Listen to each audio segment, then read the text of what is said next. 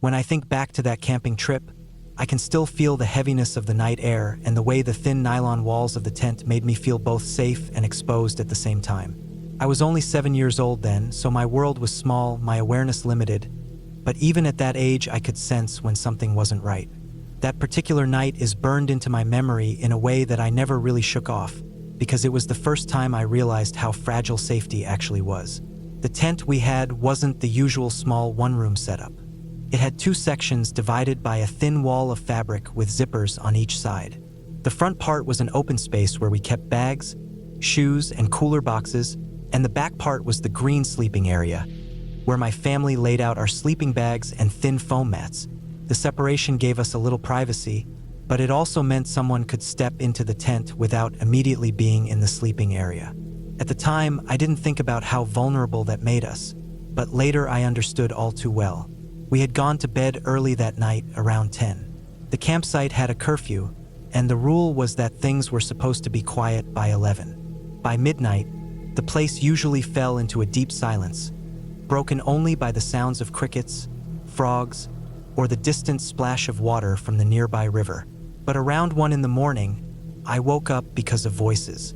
At first, I thought it was a dream, but the voices were too sharp, too loud, and carried through the nylon like someone was shouting directly in my ear. I remember lying still, my small body cocooned in the sleeping bag, staring at the ceiling of the tent. The voices belonged to men. They were laughing, swearing, talking over one another, and it was clear they weren't sober.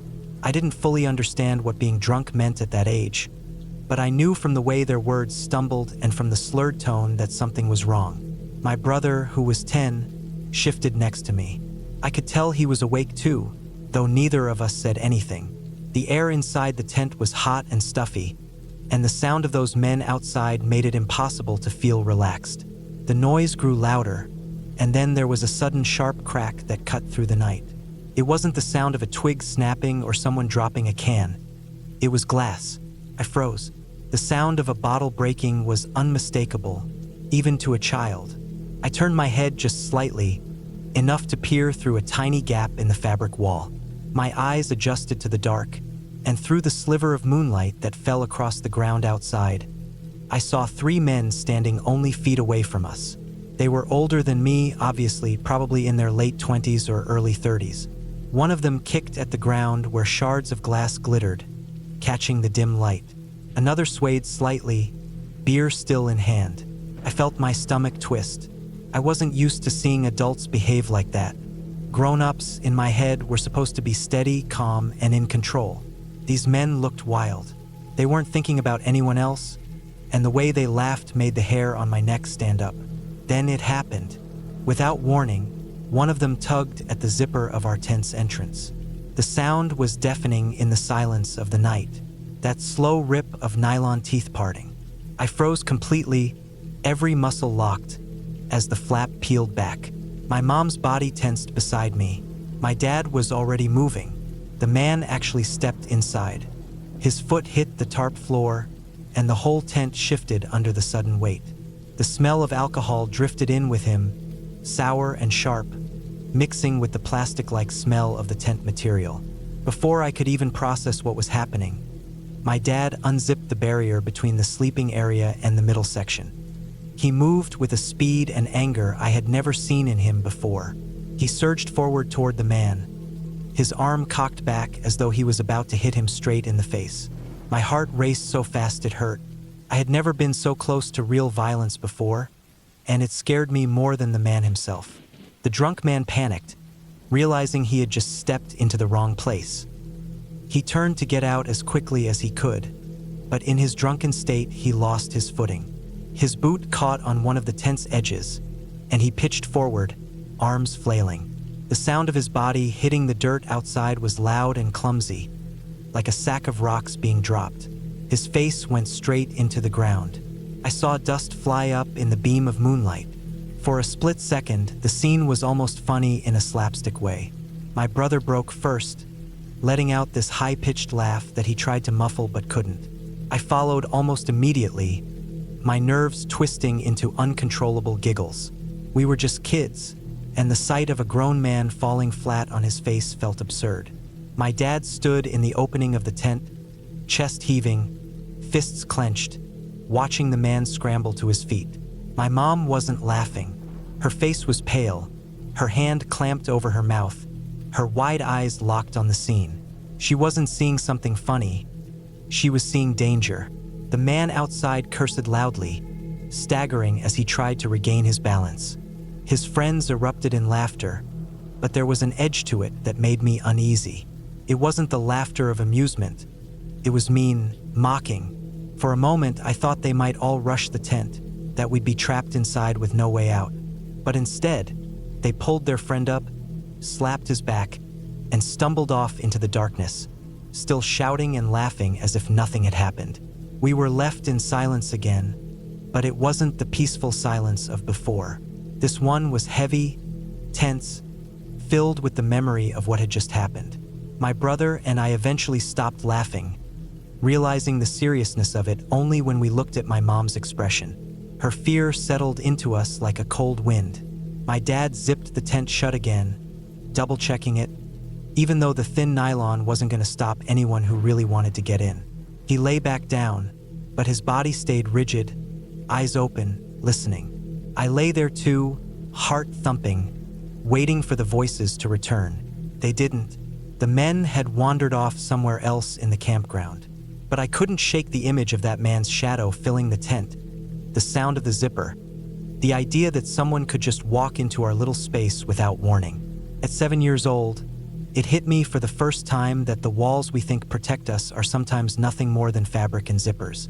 Eventually, I must have drifted off to sleep, though it was restless and shallow. The next morning, everything looked different. The sun was out, kids were riding bikes around the gravel paths, families were cooking breakfast, and the campsite looked harmless again.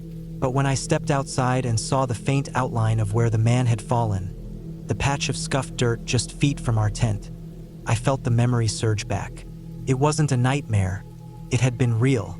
Looking back now, it seems like such a small event, but it changed the way I saw camping and the world in general.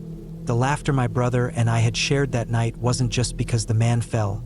It was nervous energy, the only way our small bodies could handle the tension. My mom's shock, my dad's sudden fury, and the chaos of that moment stuck with me. What could have been just another night in the woods turned into the night I learned how quickly safety can be broken. We finished the trip without another incident, but that night stayed alive in my memory. It was the first time I understood that danger doesn't always come in the form of wild animals or storms. Sometimes it's people, careless and reckless, stepping into your world without thought. And even when it's over, the echo of it lingers, making you listen a little harder to the sounds outside your tent, even years later.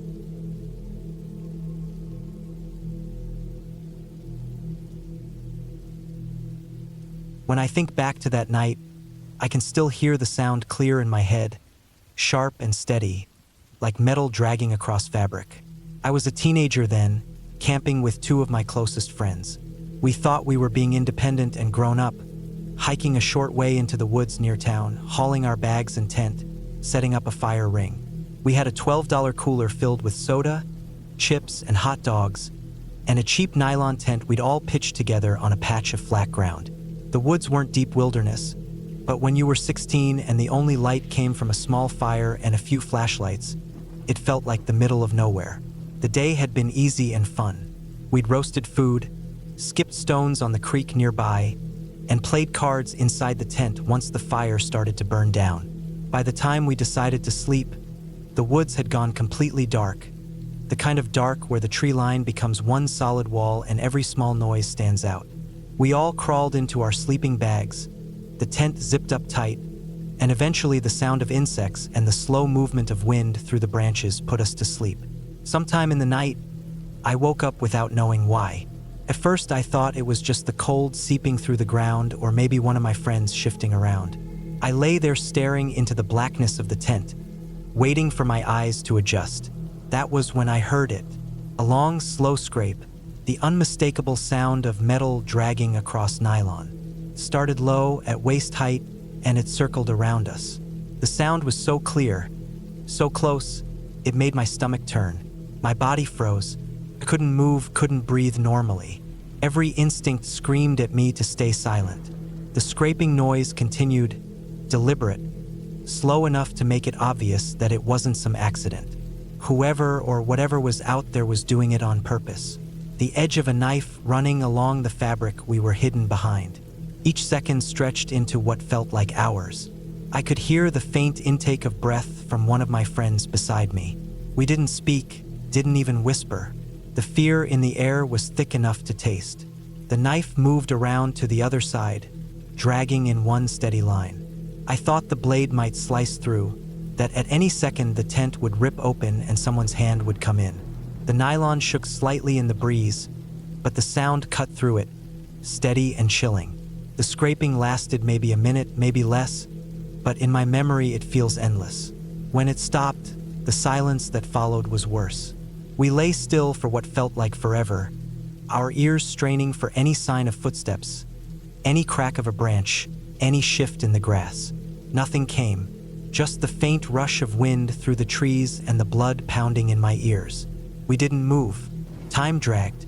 An hour must have passed with us holding our breath, waiting, terrified that the sound would return. Finally, we couldn't take it anymore.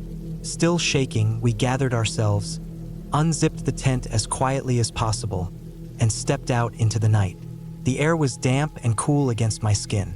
The fire pit was just ashes, the clearing around us empty. We didn't look around for long. We didn't even take the tent down. We just grabbed what little we could carry and made our way out of the woods. Walking out under the faint glow of the moon, every tree trunk looked like a person standing still. Every shadow felt like something waiting. My legs were stiff with fear, but adrenaline carried me all the way back to the road. We didn't say a word to each other. When we finally reached safety, all I wanted was to forget it, to push it down as just a bad night, something unexplainable and terrifying but behind us. A week later, I found out the truth.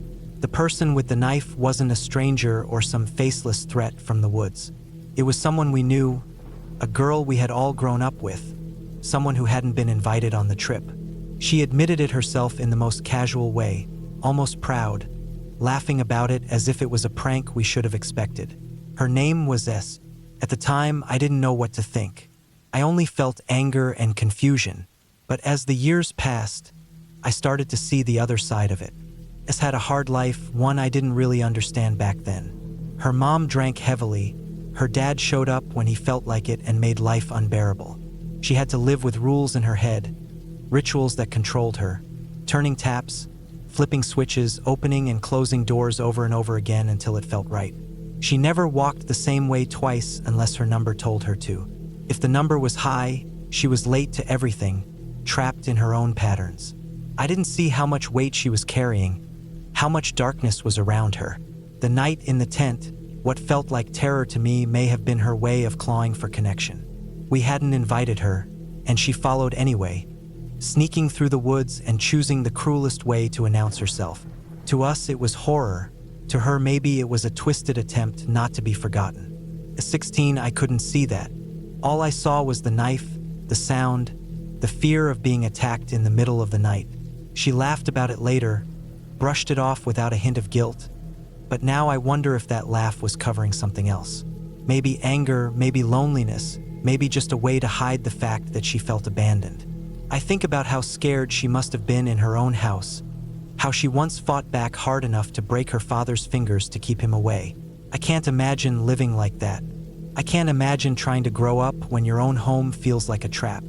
I don't talk to her anymore. None of us do.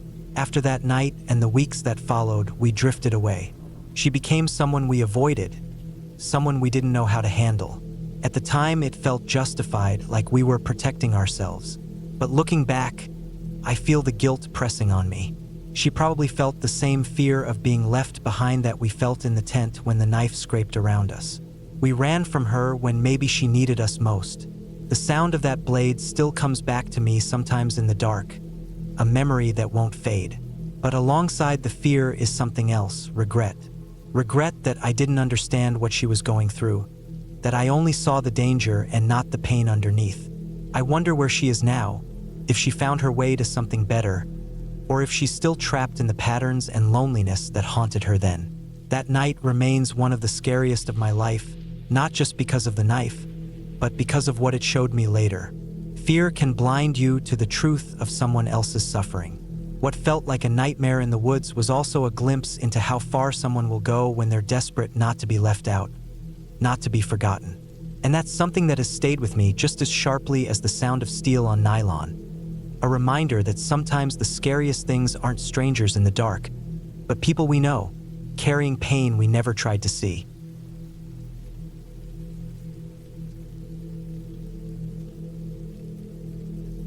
When I was a kid, my family and I would go camping a few times a year out at my grandmother's property in rural Indiana.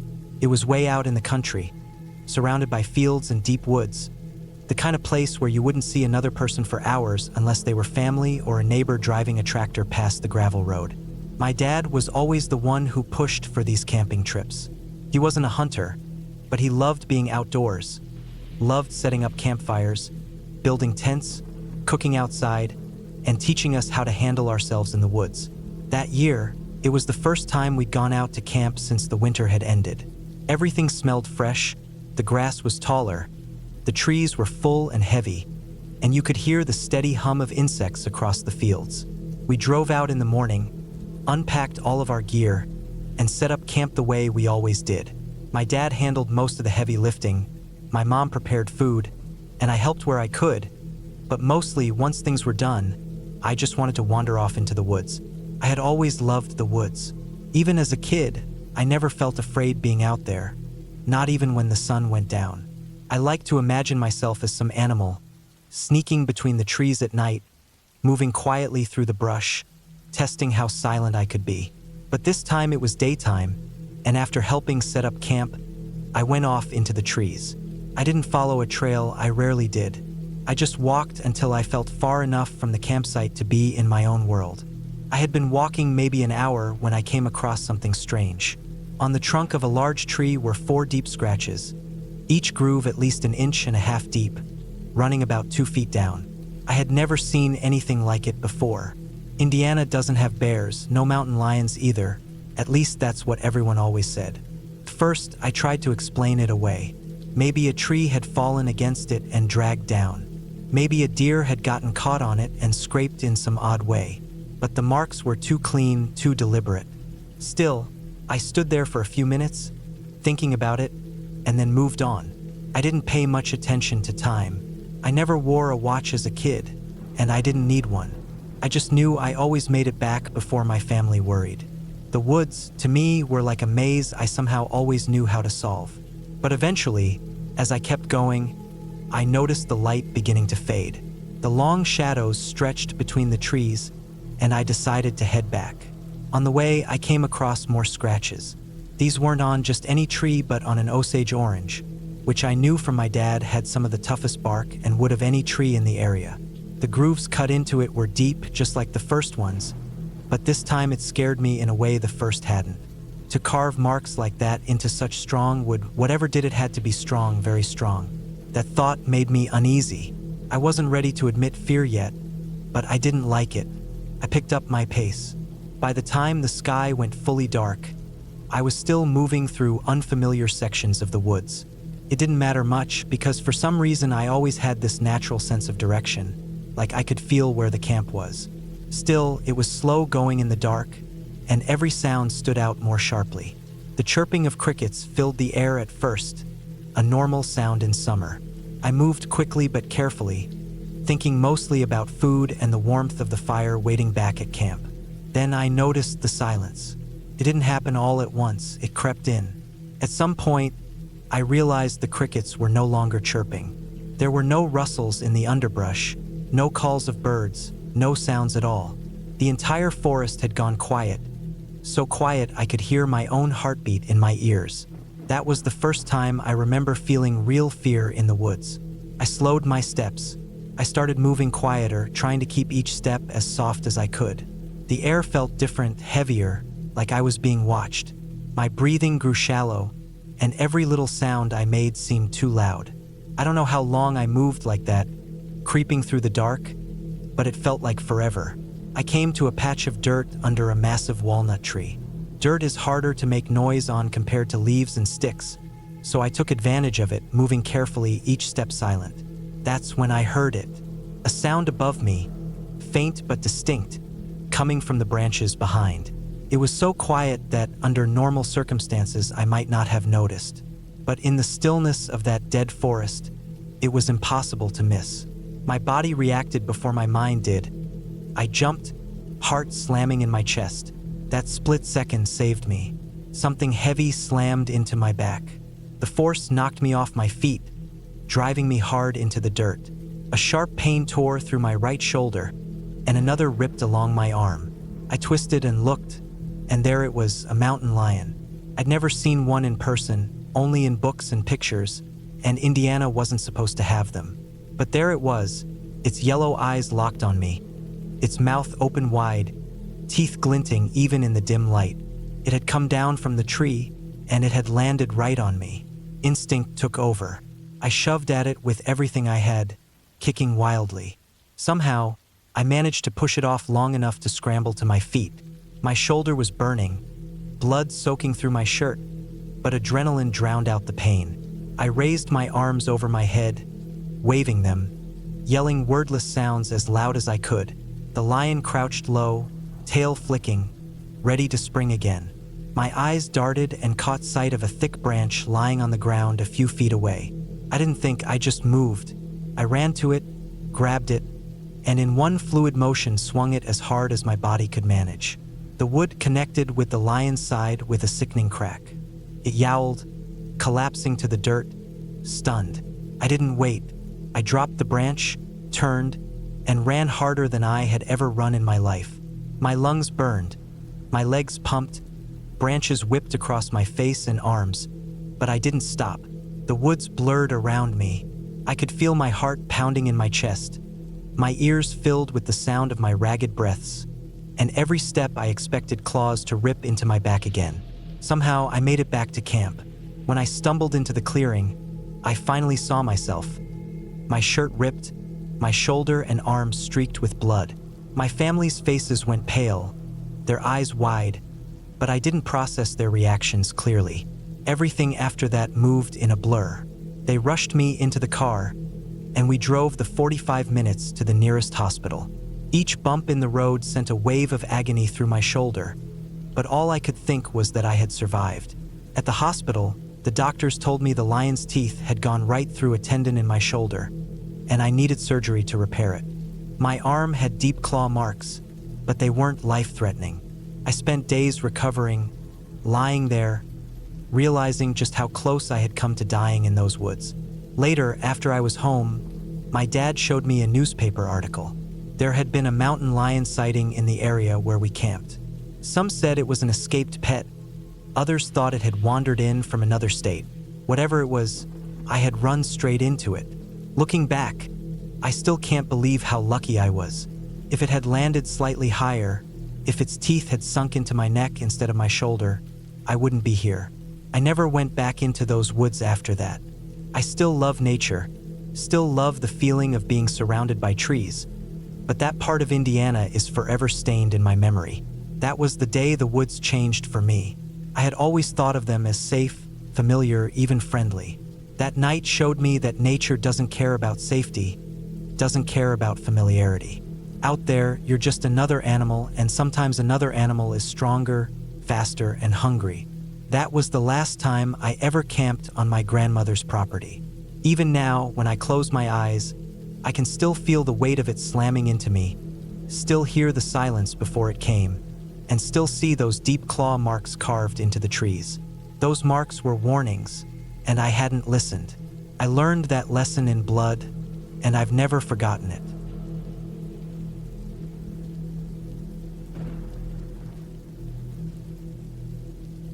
Years ago, when I was still teaching and summers meant long stretches of planning field trips and outdoor adventures, my girlfriend and I had built a tradition with our students. Every June, right after the school year ended, we would load up supplies and head into the woods with a group of kids for a camping trip. It was something the kids looked forward to all year. We chose the same campground each time, one tucked into the pines beside a quiet lake. The place had the perfect setup for big groups. A large cleared site, a fire ring, picnic tables, and enough space for a 12-person tent that we always used as the main sleeping spot. By the time of this particular trip, it had already become our 5th year running it. The kids knew what to expect: swimming in the lake during the day, hiking the nearby trails, roasting marshmallows, and telling stories by the fire once the sun went down. The favorite tradition, without question, was the storytelling. Since the campground was in an area where the legend of the Jersey Devil had been passed down for generations, we made that the centerpiece of the night. The kids loved it. They wanted to be scared, even if they didn't want to admit it out loud. Every year, they'd ask about the Jersey Devil as soon as we set up camp, already impatient for the moment the sun would set and the stories would start. The funny thing was, for the first 4 years, nothing unusual ever happened. We'd tell our stories, hear a few owls in the distance, maybe some coyotes now and then, but otherwise it was just normal camping sounds. The kids would scream and laugh at the right moments, and then the night would pass without any real excitement. That changed on the 5th year. It was the last night of the trip. The kids had already crawled into their sleeping bags inside the big tent after the stories. The fire had burned down to glowing logs, and the campground had gone quiet except for the steady lapping of water on the lake shore. My girlfriend and I stayed up for a while after, sitting in beach chairs near the fire, enjoying the quiet. We had just gotten a puppy a few months before, a little ball of energy that was still learning the world. We brought her along on the trip, figuring it would be good for her to get used to being outdoors. She was tied to the side of the tent with a long lead so she could run around but not get lost. The night air was cool and damp. The smell of pine needles and smoke drifted around the site. The torch we had set on the picnic table burned steady, throwing out a faint hiss and a cone of white light over the table. The fire cracked now and then as logs shifted. I was leaning back in my chair, listening to the lake, half in a daze, when the fire suddenly collapsed inward. The logs gave out and the flames dropped low. At the same moment, the propane torch flickered, dimmed, and sputtered. The campsite was thrown into near darkness in a matter of seconds. The first thing I noticed after the sudden dimming was the dog.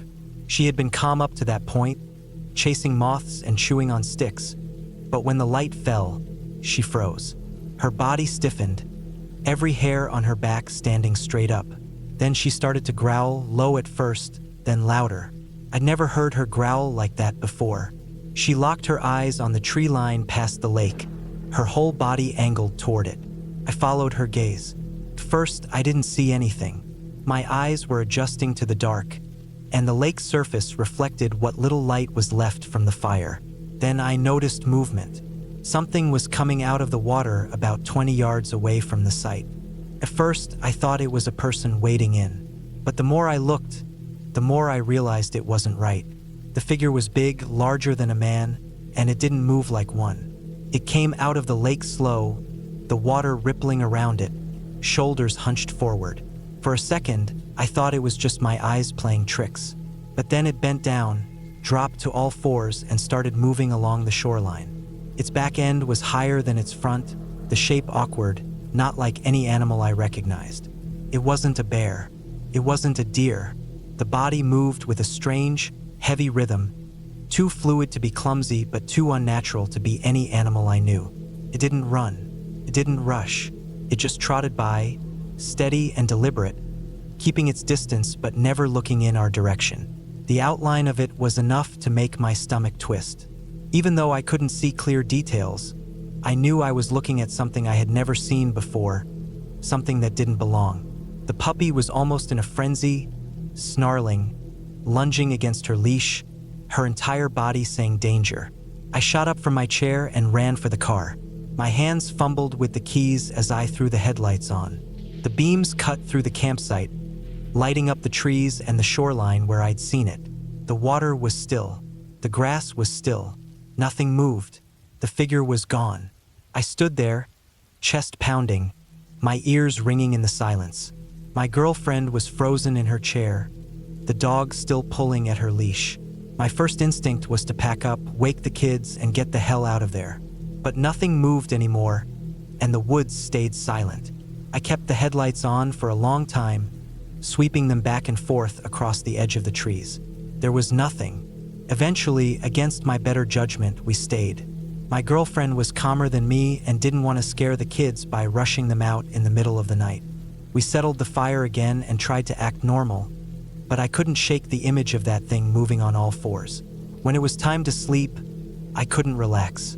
I laid down right at the tent opening, a large butcher knife in my hand, listening to every sound outside. Every time the dog shifted or a twig cracked, my heart jumped. I didn't sleep a single second that night. The hours crawled by until finally the first light of dawn broke through the trees and the birds started calling. The morning felt like a different world. The kids came out of the tent yawning, stretching, asking about breakfast like nothing had happened. The lake was calm and blue again, the woods alive with normal sounds. The fire ring was cold, and the puppy ran circles around the site like she'd forgotten everything from the night before. But I hadn't forgotten, couldn't. Nothing else happened the rest of that morning. We packed up, loaded the cars, and left the campground. I didn't say anything to the kids. There was no point in scaring them with something I couldn't explain. But that drive home, the image of that figure stayed in my head. The way it came out of the water, the way it moved past the site without care, as if we didn't matter at all. That was the last time I ever went camping. I'd spent my whole life outdoors, hiking, fishing, sleeping under the stars, but after that night, I couldn't bring myself to do it again. I never saw anything like it before or since, but I know what I saw wasn't just a trick of the light or my imagination. It wasn't a man. It wasn't a bear or a deer. It was something else, and it was real. Even now, years later, when I think back to that night, I remember the exact feeling in my chest when the fire dimmed and the torch flickered. I remember the way the dog's growl sounded, low and sharp, like a warning. I remember how the figure moved, steady and unnatural, right past us, and how powerless I felt sitting there in the dark with only the glow of a dying fire. That was enough for me. One night was enough. I never went back.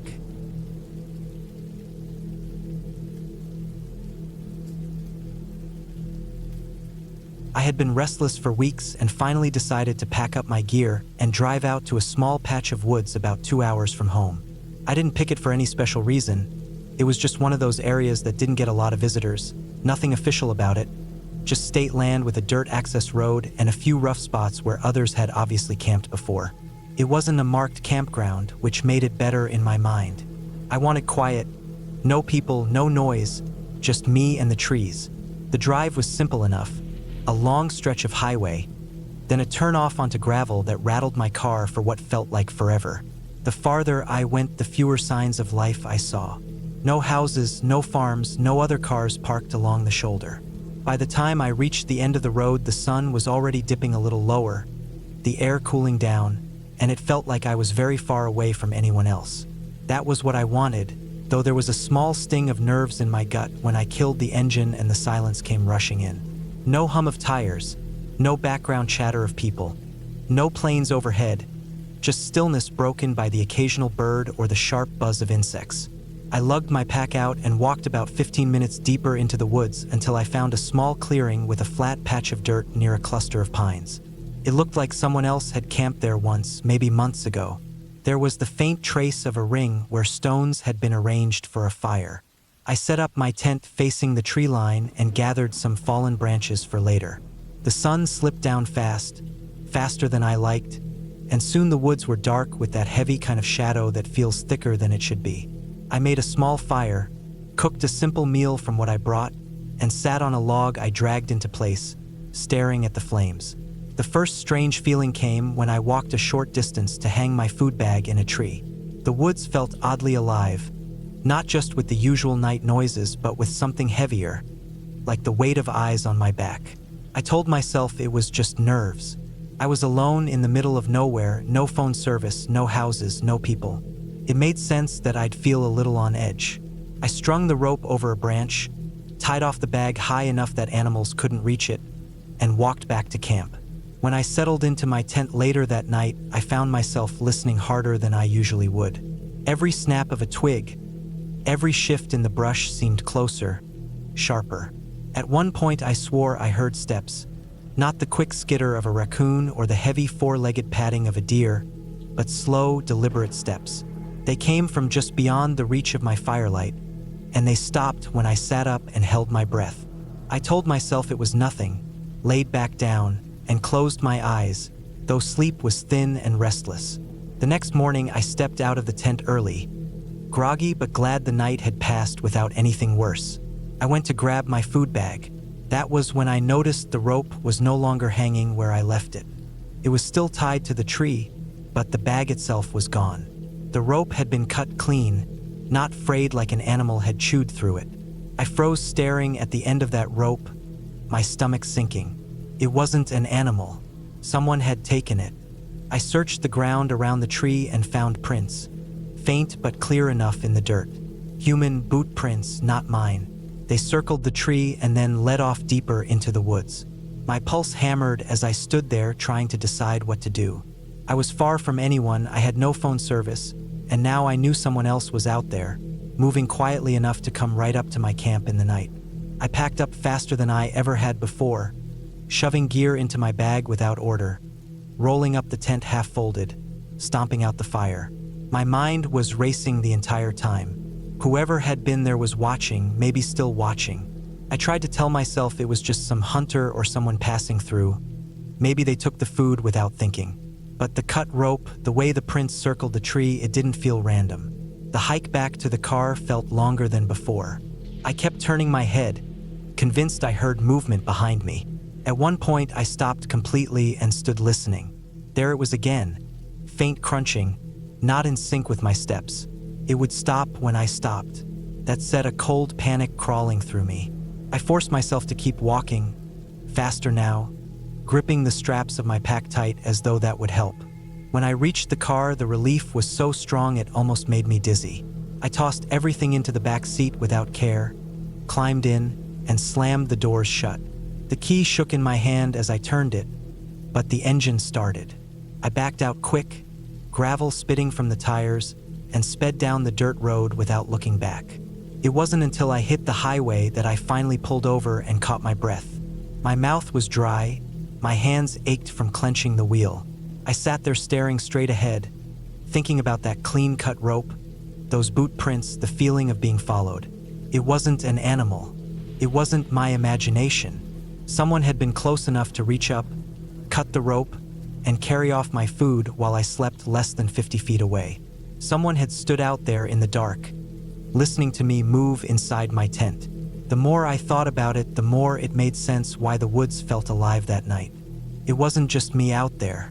Someone else had been moving around camp, probably for longer than I realized. The sounds I tried to explain away, the steps that stopped when I stopped, none of it was in my head.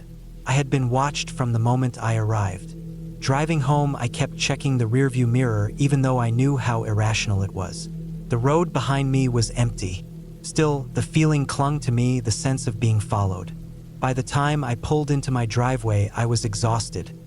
Not from the camping, but from the constant tension. I hauled my bag inside, locked every door and window, and sat in silence, the walls around me feeling both safer and smaller than ever. That night, I didn't sleep. Every sound outside my house made me flinch.